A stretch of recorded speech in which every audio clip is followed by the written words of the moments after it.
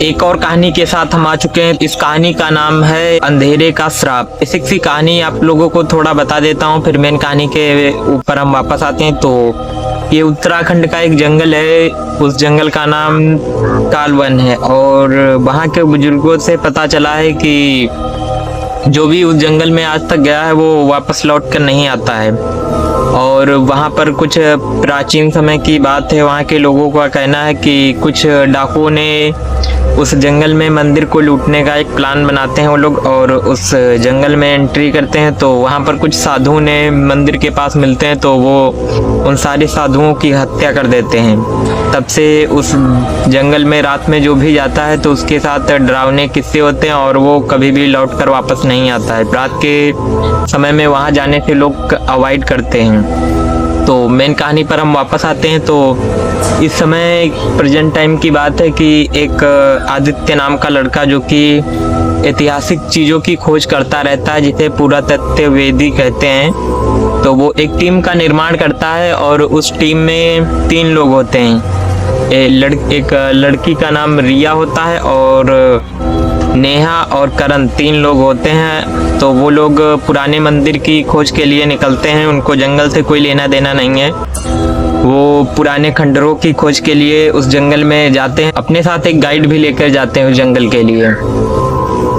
वो लोग जंगल में जैसे ही एंटर करते हैं पूरा एक्सप्लोर करते हैं जंगल को धीरे धीरे, और अंदर चले जाते हैं। तो धीरे धीरे शाम का वक्त होने लगा है। तो जो गार्ड उसके साथ गया था उसको डर लगने लगता है। तो गार्ड कहता है, साहब आप कहाँ जा रहे हैं? आपको पता नहीं है कि यहाँ पर कुछ अजीब चीजें होती हैं? तो आदित्य बोलता है कि ये सब अंधविश्वास है, ये सब बनावटी बातें हैं, ऐसा कुछ नहीं होता है। तो वो डर जाता है फिर गार्ड। तो वो कहता है कि अगर आप लोग जाना चाहते हैं तो जाएं, हम तो आगे जाने वाले नहीं हैं। आदित्य उससे कहता है, अगर तुम्हारी इच्छा हो तो चल सकते हो, अगर नहीं मन हो रहा तो मत जाओ। तो थोड़ी देर गार्ड सोचता है और कहता है कि मुझे इतना जल्दी भाई मरने की नहीं है, तुम लोग जाना चाहते हो तो जा सकते हो। गार्ड वहीं से अपना प्लान चेंज कर देता है और वो वापस चला आता है। अब उनकी टीम वहाँ पर अकेले बचती है, और वो अपने टीम को लेकर धीरे धीरे जंगल में अंदर बढ़ता है मंदिर की खोज में। समय धीरे धीरे व्यतीत होता जा रहा है और टाइम काफ़ी ज़्यादा हो गया। रात के लगभग 8 बज चुके हैं। वो लोग अंदर चले जा रहे हैं। तभी उसमें से एक लड़की को अजीब सा कुछ दिखाई पड़ता है। तो आदित्य को आवाज़ लगाती है, आदित्य आदित्य देखो वहाँ पर कोई देख रहा है। मैं तो आदित्य कहता वहाँ पर कोई नहीं है, वो तुम्हारा सिर्फ वहम है, वहाँ पर कोई भी नहीं है, वो सिर्फ पेड़ की परछाई है। तो वो डर जाती है। उधर एक जो उसके टीम में करण नाम का व्यक्ति था, उसको धीरे धीरे डर लगना शुरू होता है। उसको कुछ महसूस होता है कि कोई काफी देर से उसका पीछा कर रहा है। तो वो पीछे मुड़कर देखता है तो काले कपड़े में लपेटा हुआ दूर कहीं व्यक्ति उसको घूर रहा है बार बार। तो वो डर जाता है। ये सीन उन लोगों के साथ धीरे धीरे रिपीट होने लगता है हर व्यक्ति के साथ। तो वो लोग प्लान करते हैं कि आज का टाइम बहुत ज़्यादा हो चुका है, तो हम लोग यहीं पर आज अपना डेरा जमाते हैं। तो वो लोग वहाँ पर अपना डेरा जमा देते हैं, और जो भी खाने पीने का सामान लाए थे वो लोग खाते पीते हैं और सो जाते हैं। रात के समय वहाँ पर कई सारी घटनाएं होना स्टार्ट होती हैं। तो टेंट के बाहर उन्हें कोई साया सा खड़ा हुआ दिखाई देता है उनके पास टेंट के। तो नेहा नाम की जो लड़की थी वो बाहर निकलकर देखती है तो वहाँ पर कोई नहीं था, और वहाँ पर एक खून के धब्बे जमीन में पड़े हुए उनसे नजर आते हैं। तो वो काफी डर जाती है। तो अगले दिन उनकी टीम मंदिर के खंडहरों तक पहुंच जाती है, और वो लोग खंडहर में जैसे ही एंटर करते हैं तो उनको दीवारों पर कुछ अजीब से चित्र उखरे हुए नजर आते हैं, और उन चित्रों में कई इंसान जो कि बलि देते हुए दिखाई पड़ते हैं। तो जो आदित्य है वो कहता है, डरो मत, ये सब इतिहास है, ये प्रथाएं प्राचीन समय की हैं, जब इंसानों की यहाँ पर बलि दिया करते थे ये लोग। तो डरने की कोई बात नहीं है, यहाँ पर ये सब ऐतिहासिक चीजें हैं। तो करण को एक ताबीज वहाँ पर दिखाई पड़ता है, और वो ताबीज को गौर से देखने लगता है। वो बड़ा ही अजीब सा ताबीज था, बहुत ही डरावना ताबीज लग रहा था। वो उस ताबीज को जैसे ही छूता तो पूरे मंदिर में एक अजीब सी चीख सुनाई देती है। पूरा का पूरा मंदिर हिलने लगता है, जो कि ऐसा लगता है कि वहाँ पर कुछ भूकंप जैसा आने लगा है। और फिर धीरे धीरे शाम होने लगती है। वो लोग मंदिर को एक्सप्लोर करना स्टार्ट कर देते हैं। जैसे ही शाम होती तो दीवारों से कई सारी परछाइयाँ निकल आती हैं, जो कि रिया के सामने आकर खड़ी हो जाती है। तो वो देखती है तो काफी डर जाती है और जो करण नाम का व्यक्ति था उसके गर्दन पर कई सारे निशान आने लगते हैं। ऐसा लगता है किसी अदृश्य शक्ति ने उसके गले को दबोच लिया है। वो डरने लगते हैं। तभी नेहा जो थी उसके टीम की एक मेंबर, तो वो बोलती है हम लोग यहाँ पर फंस चुके हैं, हमें यहाँ से निकल जाना चाहिए। पर काफी टाइम हो चुका था, वहाँ जो मेन द्वार था मंदिर का तो वो भी गायब हो चुका था और वहाँ पर एक अदृश्य शक्ति निकलकर बाहर आती है और कहती है तुम लोगों ने हमें जगा दिया है और अब तुम में से कोई भी यहाँ से जिंदा नहीं निकल पाएगा। काफी डर जाते हैं। अगली सुबह की पहली किरण के साथ पूरे मंदिर में सन्नाटा छा जाता है और वहाँ पर पूरा माहौल शांत हो जाता है और जो गांव था उसके पास ही में जो वन था वहाँ पर उन लोगों के सामान पड़े हुए मिलते हैं और आदित्य, रिया और करण, नेहा का क्या होता है कुछ पता नहीं चलता है। तब से लोग वहाँ के मानते हैं कि जो भी आत्माएं उस जंगल में कैद रह गई हैं वो वहाँ पर जो भी जाता है उसको वो अपने वश में कर लेते हैं, उन्हें मार देते हैं। और वो जो 3 गए थे 3 लोग वहाँ पर जंगल में, उनका आज तक पता नहीं चला है। तो ये थी कालवन की सच्चाई। अगर आप लोगों को ये कहानी अच्छी लगी और क्या होगा इसका रहस्य, अगर आप लोगों को कुछ भी थोड़ा बहुत इस कहानी में समझ आ रहा है तो कमेंट सेक्शन में हमें बताएं।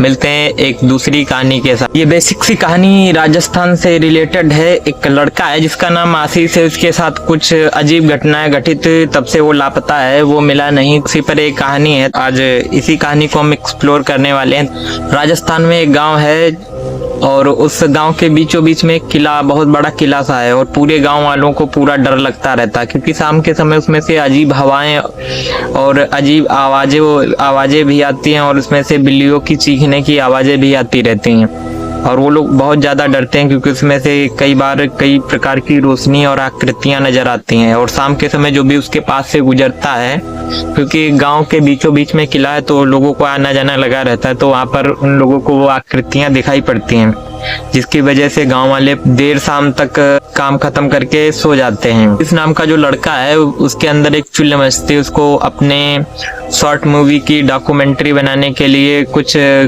क्लिप और स्क्रिप्ट की जरूरत थी, जिसके लिए वो उस किले में जाना चाहता था और पूरी स्क्रिप्ट उसी किले पर आधारित थी, तो उसको वहाँ एक्सप्लोर करने के लिए जाता है। वहाँ पर थोड़ा बहुत आप लोगों को बता दूं कि उस महल की सच्चाई, तो वहाँ पर जो राजकुमार या रानियां रहती थी उसमें जो एक राजकुमारी थी उसको जिंदा जला दिया गया था उसमें, तो उसी को वो एक्सप्लोर करने के लिए वहां पर आ रखा था। तो उसने पहले जाते ही उसने एक फोटो क्लिक की जहां पर एक राजकुमारी को जलाया हुआ दिखाया गया था, जो चित्र उकरा हुआ था उस दीवार पे। तो जैसे ही वो फोटो खींचता है उसका कैमरे का लेंस टूट जाता है और कैमरा नीचे गिर जाता है और जैसे ही वो कैमरे में दिखता है तो उसमें सिर्फ ब्लैंक दिखता है, कुछ भी नजर नहीं आता और एक शैडो सी उस कैमरे में उसको नजर आती। तो काफी डर जाता है। धीरे धीरे वो उस दूसरे रूम की ओर बढ़ने लगता है। जैसे ही वो जाता है तो वो महिला जो मर चुकी थी उसकी एक शैडो बाहर उभर कर आती है और कहती कि तुम्हें यहाँ नहीं आना चाहिए था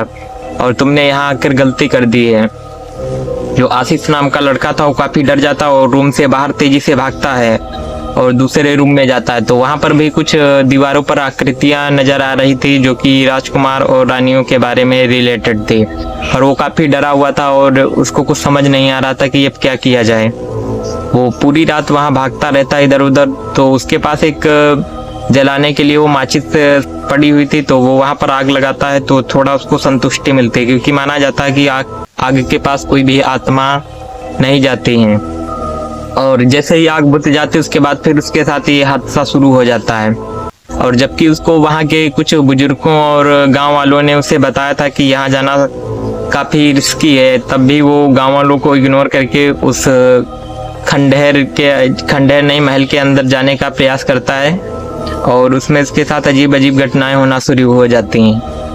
और धीरे धीरे उसके साथ ये जब घटनाएं स्टार्ट हो गई तो वो काफी डिप्रेस होने लगा। धीरे धीरे उसका दिमाग काम करना बंद कर दिया और वो काफी डरा और सहमा हुआ सा था।